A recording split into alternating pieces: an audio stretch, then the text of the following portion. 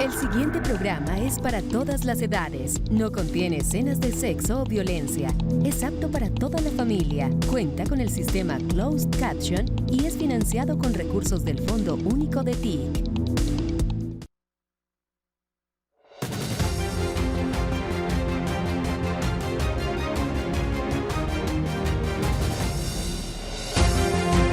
Hola, ¿qué tal? Muy buenos días, bienvenidos todos y todas a este servicio periodístico de la Secretaría de Comunicaciones y Prensa de la Presidencia de la República. Bienvenidos y bienvenidas a La Agenda, hoy con un tema muy especial, de mucha coyuntura, de mucha relevancia, no solamente para las regiones del país, sino para lo que corresponde al espectro nacional del debate público que se está haciendo en estos momentos, que es el tema de la salud. Vamos a hablar sobre las transferencias que está haciendo la ADRES a las EPS por cada afiliado en el año 2026, por qué los medicamentos deben bajar de precios en Colombia. Vamos a conocer de cuánto ha sido el aumento de las transferencias al sistema de salud, al sistema de seguridad social del gobierno, en el gobierno del presidente Gustavo Petro. Los medicamentos, el tema de los medicamentos, de los costos de los medicamentos, por qué deben bajar. Muchos temas importantes referentes a la salud en el país, a la situación de la salud en el país. Y hoy tenemos para eso aquí en La Agenda, en este servicio periodístico informativo, al director de la ADRES. Él es Félix León Martínez, es el director de la administradora de los recursos del Sistema General de Seguridad Social. Recuerden que eso significa ADRES, el sistema administrador de los recursos de la seguridad social. Director, doctor Félix León Martínez, muchas gracias por estar aquí en La Agenda de Presidencia. Con mucho gusto, Celso. Un saludo a todos los oyentes y televidentes. Bueno, y también le agradecemos a todos los periodistas que se inscribieron hoy a este servicio periodístico, a este servicio informativo con los medios alternativos, los medios populares, los medios comunitarios de todas las regiones del país. Muchas gracias a los que siempre nos acompañan y están aquí juiciosos, prestos para hacerles las preguntas al director. Bienvenidos también a todos los que siguen la transmisión en vivo y en simultáneo por las redes sociales de la Presidencia de la República. Director, bueno, quiero informarle, después de saludarlo, que este tema suscitó el interés de colegas, comunicadores de las regiones del país. Se inscribieron 15 periodistas, comunicadores y creadores de contenido de distintos medios y de distintos formatos también. Aquí hay emisoras comunitarias, aquí hay emisoras online, aquí hay creadores de contenidos, aquí hay portales web, aquí hay personas que realizan, comunicadores que realizan contenidos en sus redes sociales, medios alternativos como tal, y de las siguientes regiones del país. Director, nos acompañan desde Villavicencio, desde los Llanos Orientales, desde el departamento de Boyacá, desde aquí, desde la capital de la República, desde Bogotá, desde el Valle del Cauca, desde Casanare, desde el departamento del Atlántico, en la costa Caribe, desde el Pacífico colombiano, desde el Valle del Cauca. Un saludo a toda la gente. También hay unas emisoras de paz que nos están acompañando hoy, el sistema de medios públicos. Bienvenidos a los nuevos periodistas también, a los que regularmente nos acompañan, para todos. Recordemos la metodología tradicional a partir de una pregunta que le vamos a formular. Le voy a formular aquí al director de la ADRES, al doctor Félix. A partir de esa pregunta, él hará una exposición de 7-8 minutos sobre el tema específico, luego de lo cual iniciamos la ronda de preguntas. No olviden siempre cámaras encendidas, en posición horizontal. En el momento de preguntarle, les agradecemos que presenten su medio y desde qué región, municipio, ciudad se están conectando y están preguntando. Vamos a dar un poco de contexto para entrar ya en materia con el tema. Y es que en un ejercicio de proyección de lo que recibirán efectivamente las EPS por concepto de transferencias de la UPC. ¿Qué significa eso de UPC? Unidad de pago por capitación. ¿Y qué es eso? Lo vamos a ahondar un poco ahora con el director, pero es palabras más, palabras menos, el valor anual que el gobierno a través de la ADRES paga o transfiere a las EPS por cada afiliado al sistema de salud. Eso es la UPC en términos concretos. Para el caso del régimen contributivo, la UPC base fue fijada en diciembre pasado por 1.658.000 pesos por cada afiliado, pero resulta que el valor real reconocido ascenderá a 2.277.000 pesos este año, mucho más. Y para el régimen subsidiado, la UPC base estaba fijada en 1.541.000 pesos. Sin embargo, el reconocimiento real que les llegará a las EPS será de 1.902.000 pesos por cada afiliado en el régimen subsidiado. Entonces vamos a desarrollar este tema y uno muy importante, y es el costo de los medicamentos en Colombia, con nuestro invitado, el director de la ADRES, de la administradora de los recursos del Sistema de Seguridad Social, Félix, a quien le vamos a hacer la siguiente pregunta. Director, para empezar, ¿qué le responde, director, a usted a todas esas versiones de sectores de la oposición, sobre todo, que dicen que no son suficientes los recursos que transfiere la ADRES, la entidad que usted lidera, a las EPS, y de cuánto ha sido el aumento de las transferencias en el gobierno del presidente Gustavo Petro? ¿Qué le responde a los que dicen que no son suficientes los recursos? Y expliquemos también de cuánto ha sido el aumento de las transferencias en porcentaje. Bueno, este sistema de salud nuestro, originado en la Ley 100 y bastante deformado después con las reglamentaciones de los distintos gobiernos, es muy curioso, ¿no? Porque, digamos, piensa que los recursos de un país son... sí, no tienen medida, no tienen freno. Inclusive han hecho una propuesta a través de unas senadoras de que gasten todo lo que quieran y que el gobierno pague todo lo que ellos gasten, las EPS.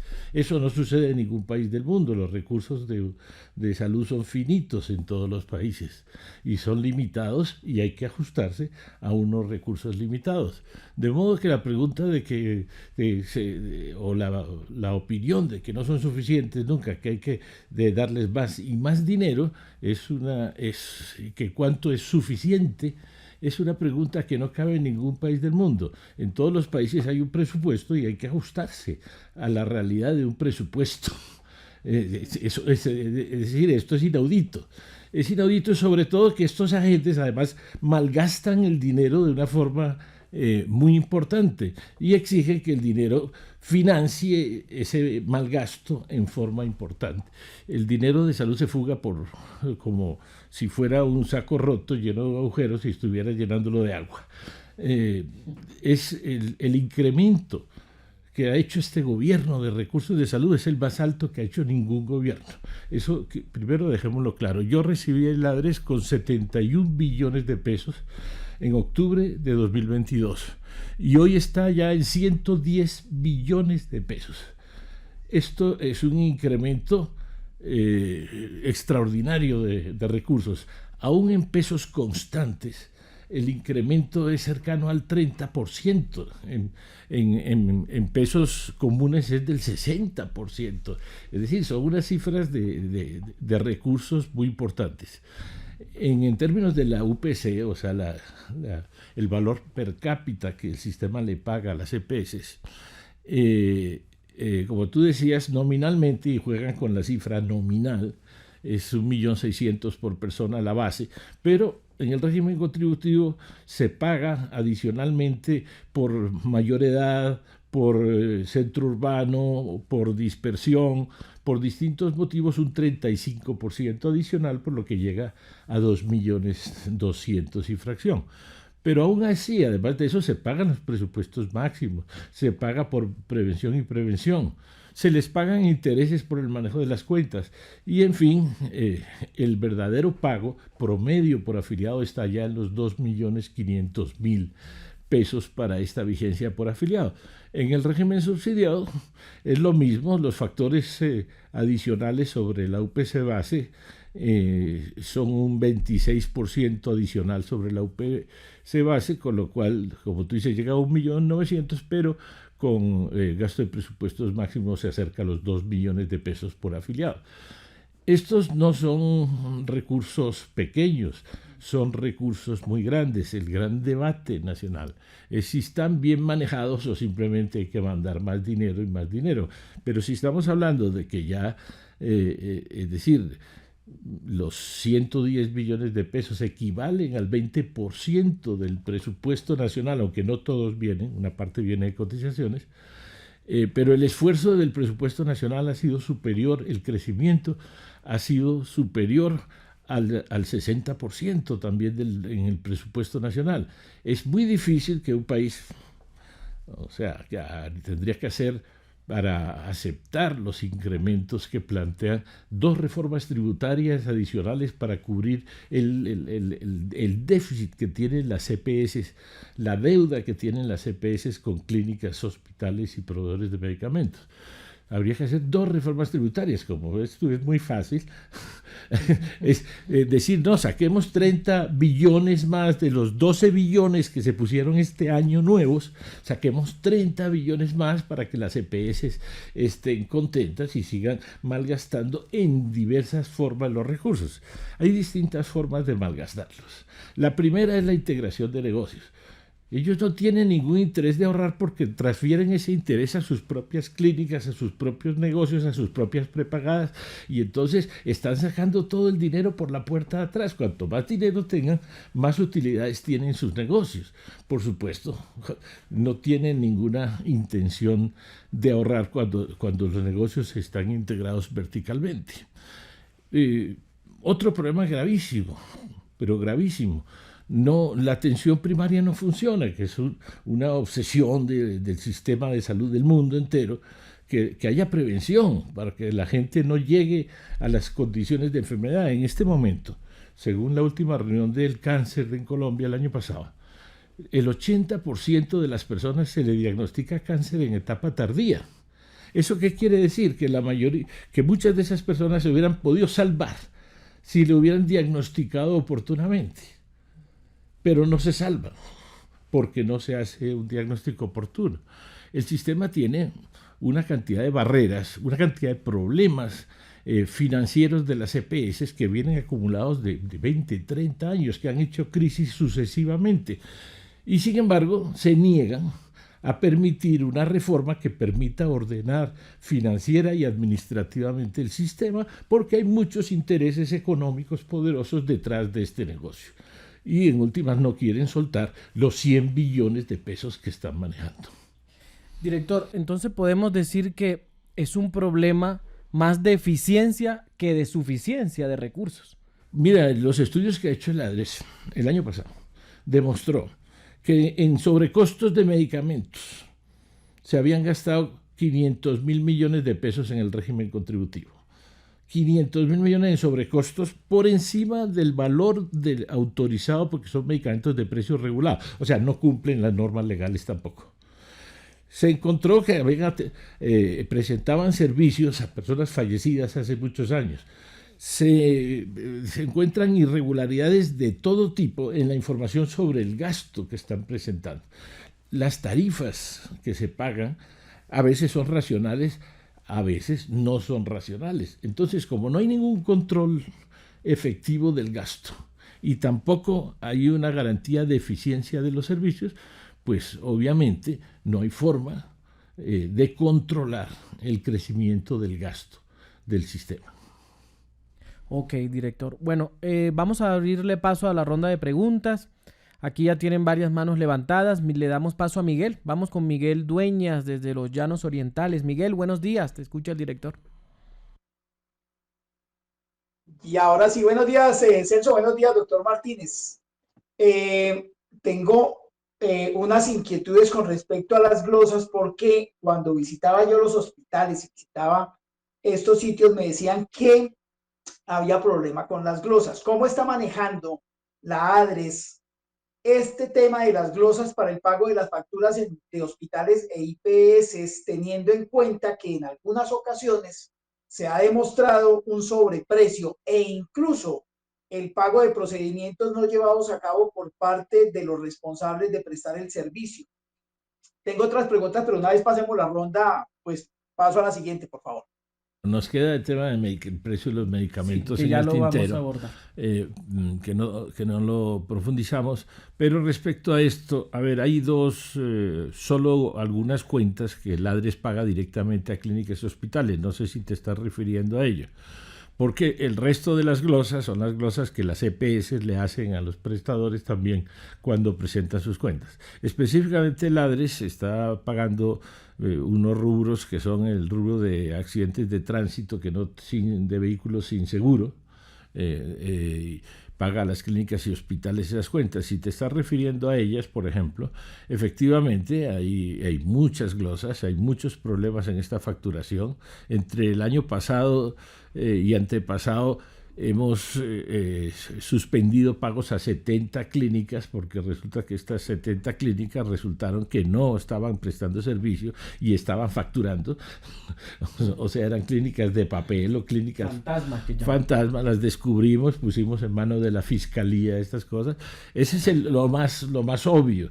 Pero también hay, como señala el compañero, muchas trampitas en la prestación de servicios y en las tarifas. O sea, algunas clínicas porque hacen y repiten procedimientos innecesarios a los pacientes para facturar más servicios. Otros se inventan los procedimientos. Evidentemente, cuando vamos con las auditorías a terreno, que antes no hacíamos, preguntamos a los pacientes cómo le fue en su cirugía. No, es que a mí no me operaron, pero la cirugía aparece en la cuenta.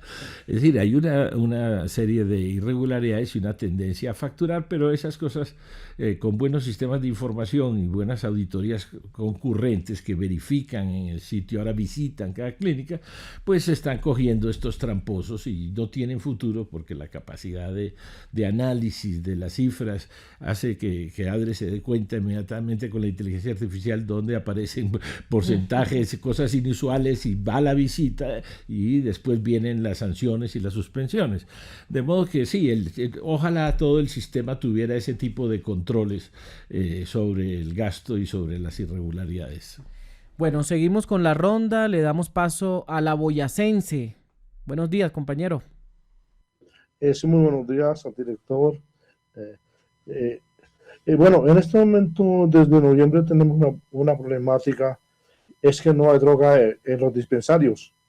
Entonces la gente se está enfermando más, los tratamientos están fallando. ¿Qué se está haciendo para que esto se cumpla? Ya que en el caso mío, pues yo llevo 3 meses y esperando una droga y no me la han entregado. Muy bien. A ver, el sistema le paga a las EPS un promedio por afiliado, que no es igual para cada afiliado. Los mayores llega perfectamente a 4 o 5 millones a las personas adultas, los jóvenes cuestan menos. En la UPC por departamentos es bastante diferencial. En las capitales cuesta más. La más bajita es en Chocó, curiosamente, como si allá no tuvieran necesidades. Esta es una deformación de varios años de decisiones acumuladas de gobiernos anteriores. Pero bueno, se supone que ese per cápita está estudiado en lo que cuesta la atención de la población en los estudios con la misma información que presentan las EPS sobre servicios y gastos. Sobre ese se hace el cálculo de la UPC para la vigencia siguiente. Y ese cálculo dice cuánto gastan en cirugías, en consultas, en medicamentos, etcétera, etcétera, etcétera, etcétera, y sobre ese se calcula ese promedio para que puedan operar. Luego, una vez que ellos se les paga, y se les paga adelantado a las EPS todos los meses, la UPC adelantada, siempre con una precisión absoluta. Mira, a ADRES le llega los recursos de Hacienda el tercer día hábil de cada mes, que financian el régimen subsidiado, y el día quinto, o sea, 2 días después, está transfiriendo ese dinero a 4.500 hospitales y clínicas del país. Y recoge cada semana de lunes a jueves las cotizaciones. El viernes se está ordenando el gasto para girar el lunes el régimen contributivo a otras 4.000 instituciones de salud cada semana. De modo que los flujos están, es decir, el dinero que se necesita está estudiado, el flujo es oportuno. Se supone que las EPS tienen que contratar sus servicios hospitalarios, sus servicios ambulatorios, sus servicios de laboratorio, sus servicios de medicamentos con los proveedores de medicamentos respectivos. Bueno, con los problemas que tienen algunas EPS, estos contratos entre las EPS y los proveedores de medicamento han tenido problemas. De hecho, el hecho de que este sea un sistema de negocios y de contratación ya plantea un problema porque los contratos se interrumpen, eso afecta a la población. Específicamente tuve la oportunidad el mes pasado porque el señor ministro me lo solicitó, mira que la nueva EPS suspendió el contrato con Colsubsidio de Medicamentos, que era un gran proveedor, mira a ver si tú puedes colaborar en que haya una concertación en las discusiones de pagos y económicas y se reanude el servicio, porque esas suspensiones son gravísimas para los afiliados. Efectivamente fui y negociamos y pudimos llegar a un arreglo, y Colsubsidio digamos, abrió de nuevo los servicios a la población. Pero esto es gravísimo, estas interrupciones de contratos, o esas interrupciones de contratos también de las EPS con las IPS, no, yo ya no tengo contrato, le cierro contrato a esta IPS, hace que la población esté todos los días, como ha estado siempre en este sistema, en el paseo de la muerte, en la negación, en el vaya a otro lado, en venga después. Esto es un problema eterno. Esto es un problema eterno mientras esto sea más importante el negocio que la salud de las personas. O sea, una persona, por ejemplo, no pudo pagar este mes y entonces le niegan el servicio. Eso no pasa en otros países. A ti te atienden, el problema del pago va por aparte, pero no puede estar condicionado a un pago, a una coincidencia, a que subieran a una base de datos, a que el contrato esté vigente.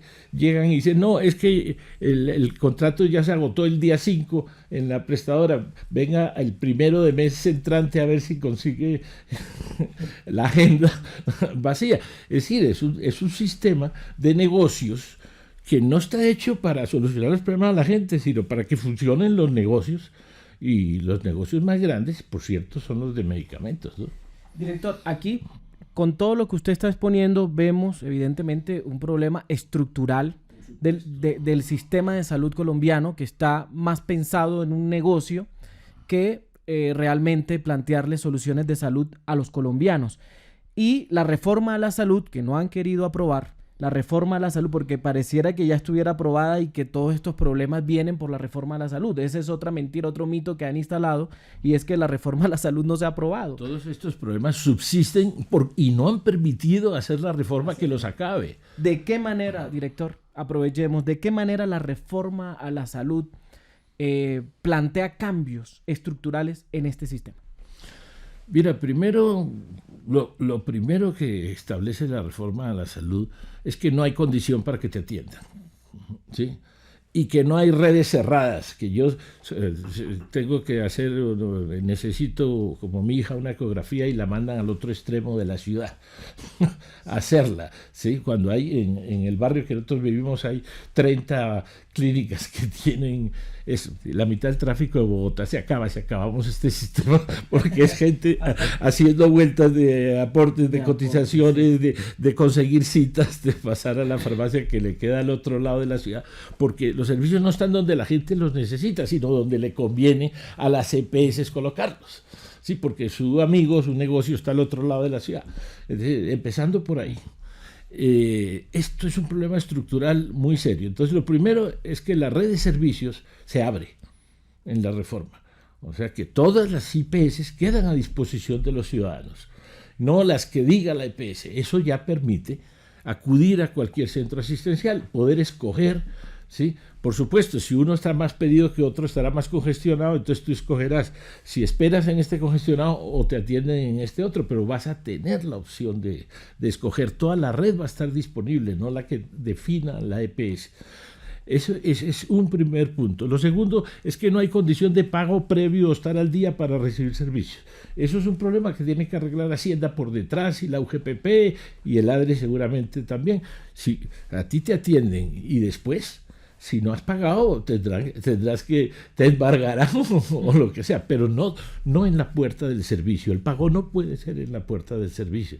O sea, cuarto, el intermediario financiero se acaba, y entonces las cuentas, si bien en la reforma se dejaron a las EPS en función administradora de los servicios, o sea que ayudan a los pacientes a conseguirles los servicios en una forma muy distinta a la actual, por supuesto teniendo las agendas de todas las clínicas diciendo tiene esta o esta opción, ya no van a manejar la plata.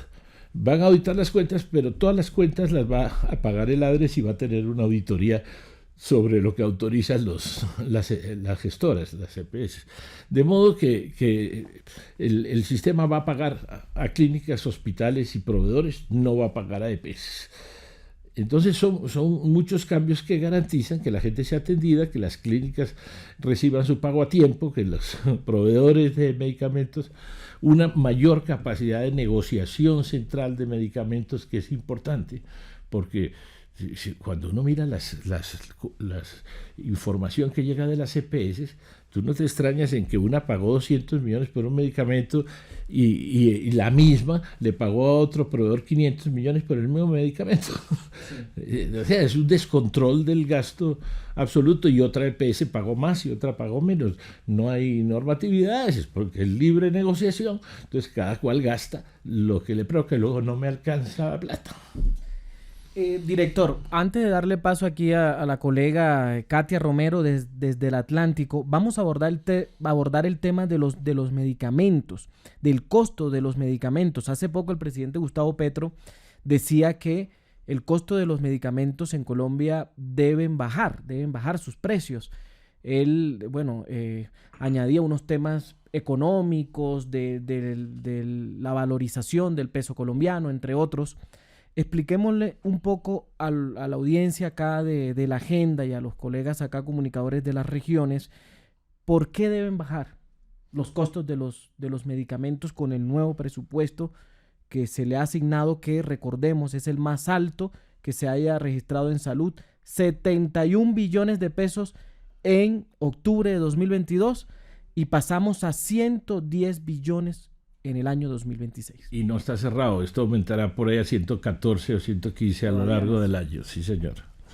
Mira, los medicamentos es muy sencillo, el 80 o 90%, yo diría casi el 90%, pero oficialmente el 80% de los medicamentos vienen de afuera. La gran mayoría de las sustancias activas de los medicamentos se producen hoy en China y la India. Estos llegan a Caracas. Aquí los laboratorios nacionales y los transnacionales empacan en pastillas, en blister, en cápsulas, en jarabes, pero la materia prima viene de afuera, es toda importada y obviamente toda viene en dólares. Si el dólar en el último año y medio ha caído un 20%, pues se supone que los precios que están pagando los laboratorios les ha disminuido sensiblemente. Sin embargo, ese precio no baja en los medicamentos en Colombia, porque con los precios en dólares, en Colombia nos pasa una cosa simpática que yo digo que son iguales que el mugre de las piscinas. Cuando el agua sube, el mugre sube, pero cuando el agua baja, el mugre se queda pegado. Aquí se quedó pegado el mugre, el precio de los medicamentos, y entonces el gobierno, la Comisión reguladora de medicamentos, de la cual el presidente de la República me ha delegado, ha decidido que esto no puede seguir aumentando precios de medicamentos, porque la mitad de los medicamentos más o menos hoy están en control de precios, y esos medicamentos de control van a tener un ajuste pequeño hacia abajo, ya no van a subir en esta vigencia. Eso mejorará las finanzas del sistema, porque casi un 30% de los 100 y pico billones se van en gasto en medicamentos, porque este sistema se ha deformado hacia la alta tecnología, hacia los medicamentos de alto costo en buena parte, que consumen gran parte, así como al mismo tiempo que no financian la atención primaria y la consulta general. A la gente la tienen sin consulta, entrando a los servicios de urgencia por cualquier cosa, porque no le dan consulta oportuna. Lo que es barato no lo financian, porque los negocios buenos están en el uso de alta tecnología, en las cosas de alta tecnología. Es donde las 150 clínicas más grandes tuvieron unas utilidades en 2024 de 5 billones de pesos. Ahí está el negocio está en el cáncer, el negocio está en estos medicamentos, porque el negocio está en el diferencial entre el precio de compra del medicamento y el precio que lo factura a la EPS en ese caso. Entonces, si bien hubo una época que se inició un control de precios en medicamentos, pues en este momento el gobierno tiene la responsabilidad de no dejar que decían que la UPC no iba a compensar el salario mínimo porque creció el 23%. El salario mínimo hay pocas personas en el sector salud, pero en medicamentos sí es un peso importante y deben bajar de precio. Entonces el incremento de más del 10% en el contributivo real y de más del 17% en el subsidiado va a encontrar un pequeño aumento de salarios, pero una bajada de precios de medicamentos, por lo que ese incremento va a ser más que suficiente. ¿Y qué entidades, director, pues se encargan de vigilar que precisamente no haya especulación en el costo de los medicamentos, y más ahora con la valorización del peso colombiano? Así como bien lo acaba de explicar, son productos importados, por ende pues deben bajar de precio porque el peso colombiano se ha valorizado frente al dólar. La Superintendencia de Industria y Comercio, la Superintendencia de Salud, la Superfinanciera, ¿se está haciendo algo y de la mano de la ADRES alguna vigilancia al respecto? Cuando encontramos esos sobrecostos por encima del precio regulado, nosotros tenemos que transferir esa información a la Superintendencia de Industria y Comercio porque eso tiene sanción efectiva. Eso no se había hecho con anterioridad. Ahora se comienza a hacer y vendrán las sanciones por cobrar más del precio regulado de medicamentos. Ahora, sobre los diferenciales de precios, no hay una norma clara. Yo estoy solicitando, conversando con el Ministerio, la posibilidad de que se regule en Colombia el margen de intermediación entre precio de compra y precio de venta de las clínicas y hospitales, porque no puede ser que el margen de intermediación sea del 80 o del 100 o del 200% en algunos casos. O sea, está bien que tengan las clínicas que compran medicamentos un margen de administración entre compra y venta, pero ese margen debe ser regulado en el sistema porque es uno de los rotos más grandes en el gasto en salud. Bueno, seguimos con la ronda de preguntas. Ahora sí vamos con Katia Romero, desde el medio La Aldea con Katia, en el departamento del Atlántico. Katia, buenos días. Sí, buenos días, Celso. Buenos días a todo el equipo de La Agenda y al doctor Martínez. Doctor, la ADRES es como el Banco de la Salud y ya usted explicaba que había hecho intermediación, pero me gustaría que profundizáramos el tema de Nueva EPS y de los medicamentos. Tengo un caso, estamos en Pueblo Nuevo, Atlántico, municipio de sexta categoría, 20.000 habitantes. Tengo un único caso de una enfermedad rara llamada Corea de Huntington. La señora desde diciembre no tiene medicamentos, es muy costoso para una familia, nada más está ella y su hija. Si la hija trabaja, ¿quién le atiende a la mamá? Y si atiende a la mamá, ¿cómo comen? Una situación dantesca, terrible, y nadie se ha condolido de esa situación. Entonces, la pregunta es, ¿ustedes como ese Banco de la Salud pueden auditar qué pasa con Nueva EPS y los medicamentos? Muchas gracias. Bueno, en este momento, lo que dice la ley es que el dinero es de las EPS.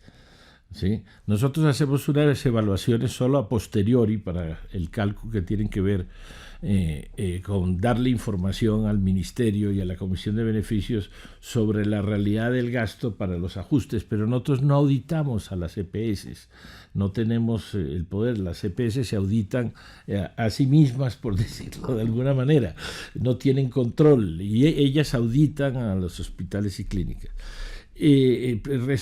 Respecto a Nueva EPS... Antes de seguir, director. ¿Sí? O sea, quiere decir que las EPS manejan 110 billones de pesos con el nuevo incremento por año sin auditoría. Esa pregunta me la hacía un periodista famoso que manejaba, ya mayor, que manejaba un programa de CMI en televisión, y 80 millones era en ese momento, Yamid Ahmad, sin auditoría. Digo, sí, Yamid, no hay ninguna auditoría sobre lo que hacen las EPS con el dinero, no existe, no ha existido nunca. Ahora les estamos haciendo un control posterior sobre las bases que entregan y las irregularidades que encontramos en esas bases, para decirle al Ministerio, mire los problemas que hay, fíjese en el reajuste que estos sobrecostos no los debe incluir. Pero es una revisión posterior, no es una auditoría sobre el manejo diario o sobre el gasto diario. Es un análisis posterior que antes tampoco se hacía. Bueno, y sobre la nueva EPS, mira, la nueva EPS fue intervenida en marzo del año 2024, abril del 2024, o sea, vamos casi 2 años, 1 año y medio, porque se encontraron unas irregularidades gravísimas en la administración de esa entidad. Tenía unos anticipos muy grandes hacia algunos negocios integrados, no tenía cuentas claras, no tenía estados financieros aprobados, que es gravísimo. En una empresa la junta directiva no había aprobado, la revisoría fiscal no había aprobado. La superintendencia, de acuerdo a las normas legales, tuvo que tomar la decisión de intervenir, y después de la intervención se encontraron cosas mucho más graves, que había 5 billones en facturas no registradas en la contabilidad, o sea que tenía un pasivo y una deuda mucho más grande de la que reportaba en los estados financieros. Ustedes saben que los antiguos directivos están en un problema legal, investigados por la fiscalía y acusados por esas irregularidades, pero esta EPS quedó en problemas financieros. Cuando la recibe un interventor que nombra el superintendente nombra interventores que son auxiliares de la justicia, pero este interventor se encuentra con una situación financiera muy compleja y no tiene la opción de decir, aquí me faltan 8 billones, entonces ¿quién los pone? Y ya seguimos. No, tiene que lo que tiene que hacer el Inter es tratar de sobrevivir esa institución y mantenerla funcionando, pero no va a poder solucionar el problema de las deudas que recibe, ¿sí? Tratar de administrarla a lo mejor y mantenerla funcionando. ¿Por qué mantenerla funcionando? Porque no se puede dejar a la población sin servicios, pero de hecho están funcionando sobre un problema financiero complejo.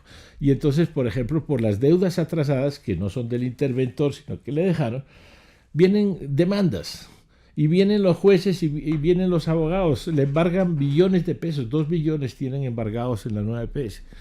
La nueva EPS entra en problemas de operación, los abogados ganan mucha plata, pero los pacientes se friegan. Sí. Entonces son problemas muy complejos que todos derivan de una organización estructural del sistema que hay que cambiar. Esto no puede seguir. Esto no es un problema de negocios entre terceros que puede afectar, de abogados que saquen grandes comisiones por embargar las cuentas de las EPS, porque están afectando a los ciudadanos colombianos en forma grave. Pero este es el sistema, es un sistema de negocios, es un negocio de aquí, yo saco negocio allá, y si mi negocio no estoy de acuerdo, le cierro, le demando. Este es un sistema de negocios que si tú lo miras es extremo, por ejemplo, en las ambulancias. En las ambulancias es la vergüenza más grande de este país. Las ambulancias, si es de eso, te recogen corriendo. Llegan 3 y matan gente por el camino porque pelean por el herido, ¿no? Porque eso es negocio. Pero si le pegan a alguien una puñalada, ahí se muere en la calle. Y no hay ambulancia, no aparece, porque eso no es negocio. Y esto es una tragedia, el que la salud y la vida de las personas sea eminentemente un negocio, es una tragedia. Sobre la nueva EPS, efectivamente, volviendo a la nueva EPS. Por cierto, cogen al paciente y no lo llevan al hospital más cercano, sino a la clínica del otro lado de la ciudad, porque hay la comisión. Y entonces no les importa matar al paciente que necesita llegar rápido al hospital. No, para que vean ustedes lo que es el negocio metido en la salud, cómo la vida de las personas está en juego, porque esto es un negocio.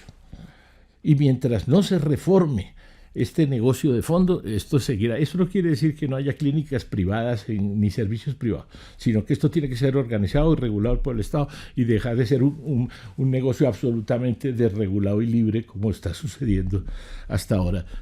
Comentaba antes sobre la nueva EPS que tenía problemas en los pagos a los proveedores, problemas de liquidez, porque tiene recursos embargados, se atrasan los pagos, entran en conflicto con el proveedor de medicamentos por el atraso en el pago, le cierran el servicio, se afectan los pacientes, y esta es una historia de nunca acabar. Esto no es de hoy, esto ha sucedido reiteradamente durante muchos años con los problemas entre EPS que han quebrado, que han sido más de 100 y que dejaron también a los prestadores unas deudas enormes. Y por eso este gobierno ha tratado de no cerrarlas, porque si no, clínicas y hospitales no logran recuperar. Cuando se liquida, hasta ahí se perdió la plata, por decirlo de alguna manera. Mientras están vivas, y mientras, a ver si llega la reforma para solucionar el problema, se han tratado de mantener vivas. Además, porque si se siguen cerrando, ¿a dónde mandamos a la gente? Porque no ha habido reforma. Y insisto, y lo repito una vez más, si no hay reforma, la situación va a seguir siendo grave por muchos años. O sea que de la reforma a la salud podemos decir que es de vida o muerte. La reforma a la salud es de vida o muerte. Es de vida o sí, muerte, señor. la aprobación de la reforma a la salud. Y a propósito, antes ya de cerrar la ronda de preguntas con Miguel, director, hay unas EPS intervenidas por el gobierno. Precisamente son intervenidas porque están en malas condiciones. Financiera. Lo que nos han hecho ver es que debido a la intervención que está haciendo el gobierno, derivan los problemas. Esa es la óptica en la cual nos han querido ubicar. Y no, son intervenidas porque ya no eran autosuficientes, estaban quebradas. O se estaban robando descaradamente la plata, como alguna. Quebrando la red pública hospitalaria y demás. ¿Cómo se maneja con las EPS intervenidas como nueva EPS? ¿Cómo es el tema de las transferencias? Igual que para no hay ninguna diferencia entre las EPS que no están intervenidas y las EPS. Reciben la misma per cápita el mismo día, no hay problema. El único problema diferencial es que pueden tener embargos que las están afectando seriamente en su operación y funcionamiento. Mira, otra EPS en Sanar estuvo a tal punto embargada, también por sus deudas y por unos abogados y unos jueces que tienen un negocito ahí montado, ¿sí? Que no podía pagar su nómina, y si llegaba a no pagar su nómina, ¿sí? Entonces pues no podía pagar a los hospitales tampoco, porque dejaba de funcionar la EPS. Fíjate qué tan grave es este problema de la crisis financiera acumulada de muchos años. No es fácil de solucionar y no se va a solucionar del todo sin una reforma. Se podrán hacer esfuercitos, se podrán hacer cosas, pero definitivamente el problema de fondo es una reforma. Director, ¿podemos dar algunos ejemplos de unas EPS que por ahí sí estén haciendo un uso debido de los recursos, que sean ejemplos de administración? O, mejor dicho, todas las EPS pues la podemos meter en la misma bolsa de mala administración de recursos. Pues yo diría que unas administran mejor, pero tienen otros vicios distintos. Cuando hicimos las evaluaciones del 2023, nos encontramos que unas presentan unos manejos financieros que no son los más adecuados. Otras, que su negocio de integración de negocios, contrato a mis propios contratos de yo con yo, y yo me hago rico contratándome a mí mismo, que es el problema fundamental que tiene este sistema, y que es típico en las EPS, que tienen más clínicas propias y más negocios propios y más desarrollo de medicamentos propios, que fue lo que hizo Saludcop. Dijo, ¿yo por qué voy a darle la plata a otros? Supone que las EPS iban a contratar los hospitales. Dijeron, ¿yo qué voy a contratar a otros? Yo pongo mis propios hospitales. ¿Yo qué voy a pagarle la droga a otros? Yo pongo mi propio sistema de droga. Yo me contrato y yo manejo todos los negocios. Y eso se permitió y se sigue permitiendo en la legislación. Y ese es un problema gravísimo. Otros maquillan los estados financieros. Otros que creíamos muy serios dañaron el sistema de información, ¿sí? Como es el caso de Sura, que era de las más serias, aparece con el número de fallecidos atendidos más grandes porque modificó a su gusto los sistemas de información. Los sistemas de información en salud son una norma internacional, no la pueden modificar por conveniencia del negocio. Entonces, otros se dedican a favorecer a los grupos que les pagan plan complementario prepagado, ¿sí? Y eso es terrible porque si tú pagas el plan, las personas que pagan plan complementario tienen más consultas, más servicios, pero todos se los cargan al sistema. De modo que hay en el sistema gente que tiene privilegios, que se gasta el dinero del grupo, de la bolsa grupal.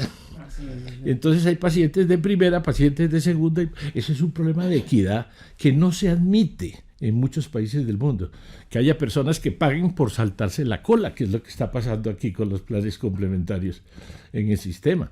Esto llegó ya a los servicios de urgencia, mientras que unos tienen que estar en la silla RIMAX, ahí arrumados en esa congestión de los servicios de urgencia porque las consultas no funcionan. Otros que tienen prepagada pasan derecho. Entonces, fíjate que esto es un problema ético, esto es un problema. El problema es que los negocios siempre tienden a favorecer a las personas con más capacidad económica y a perjudicar a las personas que tienen menos capacidad, y por eso las poblaciones rurales y las poblaciones distantes están medio abandonadas en el país. Es la lógica del negocio metida en un sistema de salud. Miguel, bueno, ya estamos a unos minuticos de cerrar. Miguel, brevemente, una pregunta quedó por ahí. Sí, señor, que es que el proyecto de ley de salud que me llegó a mí del Ministerio de Salud planteaba que el usuario debía asistir primero a la IPS en donde se encontraba residenciado, es decir, donde lo habían censado, y que allí una junta determinaba si uno necesitaba atención en un nivel más alto. En mi concepto, eso se convertía en burocracia y en el riesgo de muerte de los pacientes. Entonces, no sé si fue que me llegó un proyecto equivocado o si ese proyecto no había cambiado en ese momento y es el mismo que se presentó al Congreso de la República. Nunca se ha planteado ninguna junta que decida la existencia. Eso fue un terrorismo que armó la oposición tratando de demeritar el proyecto. No, todos los países que tienen buen sistema de salud tienen un centro de atención primaria, y tú llegas, por ejemplo, a España y apenas resides en un barrio, tienes que registrarte en la policía del barrio para recibir los servicios que están en el barrio, los colegios para tus hijos, el centro de salud para tus atenciones. O sea, esa es la organización normal, y eso no quiere decir, tú vas al centro de salud, los centros de salud son muy buenos, atienden muy bien, y son los que tienen que cuidar a las personas, porque los hospitales atienden unos días y lo despachan, ¿no? El centro de salud tiene que cuidar a esa persona mayor que vive en el barrio permanentemente, o a esa mujer embarazada, o a esos adolescentes que tienen problemas en el barrio de sexualidad o de drogadicción. Es su labor cuidar a la población del barrio, y es su labor referirla. Obviamente cuando necesite una atención hospitalaria, y devolverla y recibirla cuando el hospital salga, porque una persona sale de un hospital y requiere continuar con cuidados en su casa. Entonces, así funcionan los sistemas de salud en el mundo. Entonces se hizo terrorismo con que si tenía que ir al centro de salud, entonces no los iban a autorizar. No hay ninguna limitación en la ley para que la gestora o le soliciten la atención, el médico del centro solicite una revisión de su hombro en ortopedia en la clínica que esté disponible. No se plantea ninguna limitación en la ley, es puro terrorismo. Puro terrorismo mediático también, que hay mucho. Bueno, ya estamos cerrando, director. Yo quiero hacer énfasis en este dato. 72 billones de pesos era el presupuesto de transferencias a las EPS en octubre del 2022, y en el año 2026 110 billones de pesos sin auditoría, que ese dato me asombró, la verdad. Entonces, la reforma de la salud es de vida o muerte. Yo creería la aprobación, la necesidad de aprobar la reforma de la salud es de vida o muerte. Me parece que es como el titular de la emisión de hoy. Y algo importante, director, y lo que hace énfasis el presidente Gustavo Petro, es la prevención en salud. Van más de 12.000 equipos básicos de salud regados por todo el territorio nacional. Ha disminuido la mortalidad infantil significativamente, y tiene que ver con el modelo de prevención, otro elemento más de la reforma a la salud. El problema es que, si bien estamos haciendo este esfuerzo, el gobierno está haciendo ese esfuerzo, no está ligado al centro de salud. Están los equipos, pero el centro de salud es de la EPS y no hay una relación estrecha. Entonces ahí hay una ruptura que solo la reforma puede arreglar, porque esos equipos, es decir, un centro de salud en una ciudad necesita para 25.000 habitantes de un barrio, por ejemplo, 8 médicos en consulta y 2 trabajando con la comunidad. Pero si estamos en zona dispersa, necesita 2 en la consulta y 8 trabajando con comunidades dispersas, en el Amazonas o en las vías fluviales del Chocó. Es decir, pero esos equipos deberían estar integrados al sistema. Desafortunadamente, como el sistema no ha podido modificarse, entonces los equipos pues están haciendo una labor importante, pero no hay una integración completa, porque le llegan al centro de salud de la EPS y ahí no quieren no responden por lo que hagan a veces los equipos en territorio. Entonces, de todos modos se necesita la reforma. De vida o muerte. Director, muchas gracias. Muchas gracias, director Félix, por estar aquí en la agenda, por estar dispuesto a atender las preguntas aquí de todos los colegas, a quienes también le agradecemos por participar hoy en la emisión. Muchas gracias, director. Muy amables. Bueno, invitarlos a consultar los medios y contenidos de la Presidencia de la República, el periódico oficial Vida, los programas Vida en la radio, el programa radial de la Presidencia de la República a través de las emisoras de la Radio Nacional de Colombia, el programa Entérese del Cambio, a seguir la agenda del presidente Gustavo Petro en las redes sociales, aquí por donde estamos transmitiendo la agenda, @infopresidencia. Y despedimos, no sin antes agradecerle a todo el equipo técnico que hace posible, todo el equipo de producción y también a los periodistas que se conectaron, a todo el equipo de producción, a Juan Camilo Quintero, los ingenieros, Orlando Rengifo, Luis Espejo, Paula Camila, nuestra productora periodística, y a este conductor y director Celso Tete Crespo, quien se despide y les dice: nos escuchamos y nos vemos en otra emisión más de La Agenda con otro tema de interés para el país.